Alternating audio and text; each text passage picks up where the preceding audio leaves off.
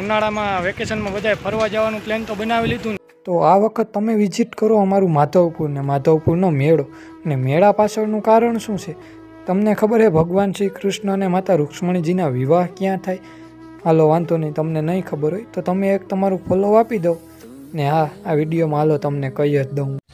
તો ભાઈ અત્યારે આપણે ઉપસ્થિત છીએ માધવપુરમાં. ત્યાં તો એ જગ્યાએ જ્યાં ભગવાન શ્રી કૃષ્ણ અને માતા રૂક્ષ્મણીજીના વિવાહ થાય છે. આ એ જગ્યા છે જ્યાં ભગવાન શ્રી કૃષ્ણ અને માતા રૂક્ષ્મણીજીના વિવાહ થયા હતા.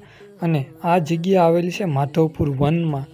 ને અહીંયા માતા રૂક્ષ્મણીજીનું મંદિર પણ આવેલું છે, તો તમે એ પણ જોઈ શકો. આ છે માતા રૂક્ષ્મણીજીનું મંદિર, જે માધવપુર જ આવેલું છે ને જ્યાં ભગવાન શ્રી કૃષ્ણના અને માતા રૂક્ષ્મણીજીના વિવાહ થાય તેની પહેલાં આવે.